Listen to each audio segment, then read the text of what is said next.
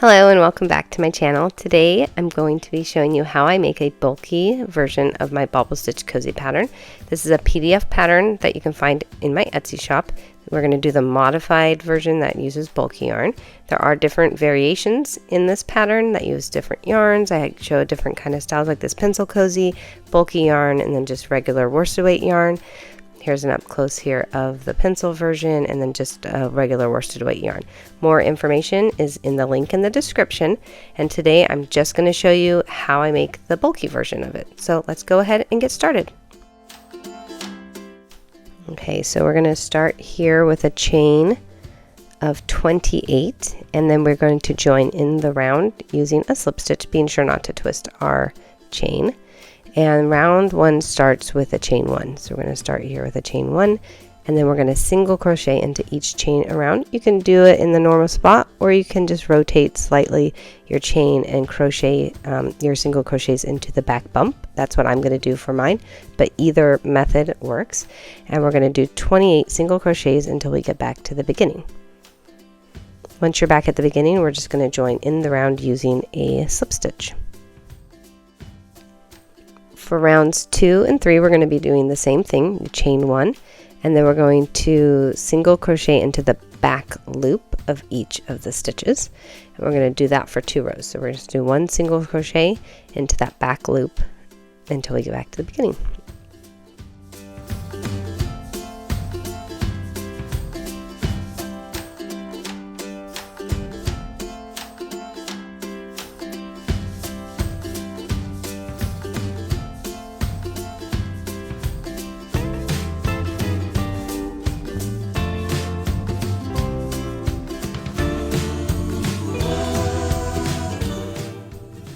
Okay, so now I'm at the beginning of round 4, and I'm going to start this round with a chain 2, which represents like a single crochet and a chain 1. We're going to be skipping the first stitch, and then we're going to be inserting into that next stitch, and we're going to do a single crochet and a chain 1, and we're going to do that in every other stitch. So you're going to skip one stitch, single crochet, chain 1, and you're going to do that for the whole round until you get back to the beginning. Now we're at the end of round 4, and we're going to skip that last stitch, and you're going to join in the round using a slip stitch, because the chain 2 that we're joining into is acting like a single crochet and a chain 1. So now we're going to start round 5. Now we're ready to start round 5, which is going to be our first round of bobbles. So for the beginning of this round, it starts with a chain 3, which actually is part of the last bobble. So we're just going to do a regular bobble here.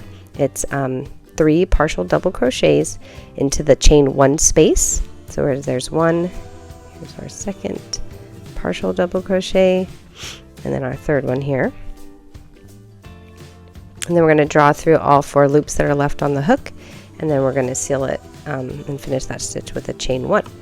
So then you're going to repeat that and do a 1 bobble stitch into each one of the chain 1 spaces until we get to the end. And I'll go ahead and meet you back at the end for that very last bobble.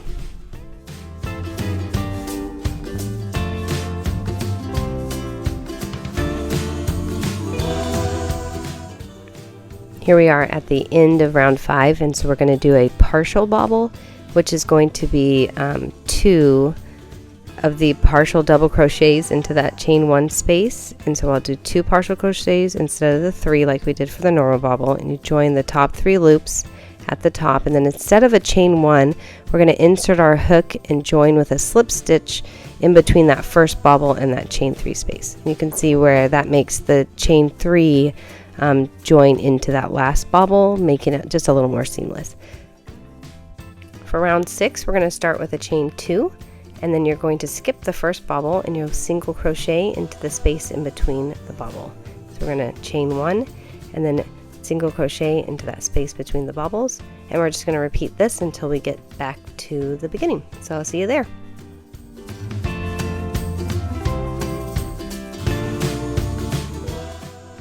This is the end of round 6, and we're just going to join in the round here using a slip stitch. Round 7 is one of the 2 of the repeat rounds in this pattern, which is just working 1 bobble stitch into the chain 1 space from the previous round. and then you're going to work round 6 and round 7 until you reach your desired length, or if you're following along with me, you'll start back up on round 10, which starts with a chain 1, and then we're going to single crochet into that space, that first space between the bobbles, and then single crochet into the top of the bobble. And you're going to repeat this for the remainder of this round. You'll single crochet into that bobble space, and then a single crochet into the top of the bobble, and you'll do that until you get to the end of the round. Now I'm at the end of round 10, and I'm going to do my last single crochet into the top of the bobble stitch, and then I'm going to join this round with a slip stitch. For rounds 11 and 12, they are the same, and you start with a chain 1, and then we're going to do a single crochet into the back loop of each stitch until we get back to the beginning. So I'll go ahead and meet you guys back at the end of round 12. Here's the end of round 12, and it does say in the pattern to join with a slip stitch, which is an option that you can do if that's your preferred method, but I wanted to show you how I do a seamless join. So you're going to trim your yarn. Instead of joining with a slip stitch, you pull the yarn through and thread it onto a darning needle. When using this Bernat Maker yarn, I like to use the blunt end of the darning needle instead of the pointy tip. And I'm just going to do a duplicate stitch over the top of that very first stitch. And what that ends up doing is it just kind of makes it seamless so you can't really see where you finished. And then I'm just going to take my yarn and I'm going to weave in all of my ends, and I'll show you how I do that too. I'll inside out my cozy, and on the inside I'm going to weave in both yarn tails from the top and the bottom of the cozy into the center. For this I also use my darning needle and I use the blunt tip. I just find it easier with this yarn to weave in the ends using the blunt tip instead of the pointy tip.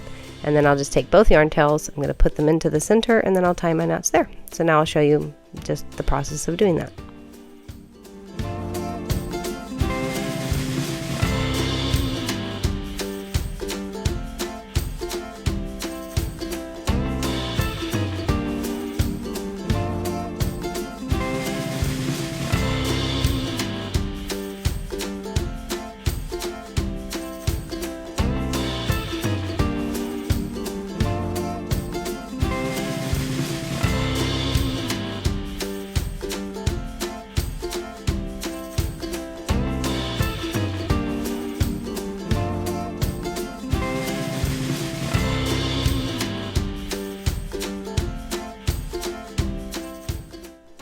Now to add the finishing touches to my cozy, I do like to use one of the little vegan suede tags that I make and sell in my Etsy shop.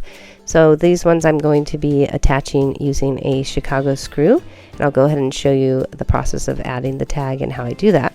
I actually like to use glue to make sure that my Chicago screws stay together and don't come undone. So I'll actually be attaching them using just a little dab of tacky glue.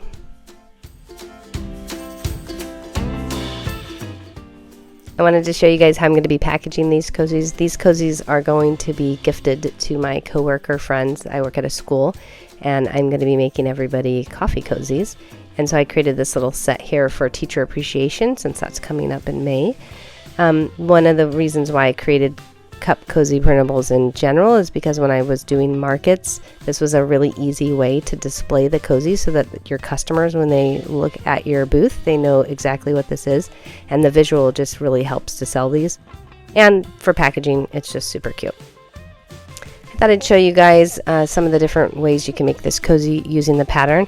The first one is the original. So when I first made this, I made it the size of like a paper cup sleeve, and then I decided I wanted it a little bit bigger, so then I updated it with a more of a decorative top and bottom, and I called this one the chai latte pattern. And then from there I decided I wanted to do an even more decorative top and bottom, so I created the update. And when I made this one, I thought it kind of looked like it could be a good pencil cozy, so then I decided to add a variation of it to make it look like a pencil. And then I always like to use like bulky weight yarn for my cozies, so I decided to add a modification at the very end of how you could make this using a bulky yarn like Scarfie, or this one here is Bernat Maker. And so those are all the different ways you can make this cozy. And then I just thought I'd show you guys all of them again with the little inserts that I just recently designed and I have in my Etsy shop for teacher appreciation.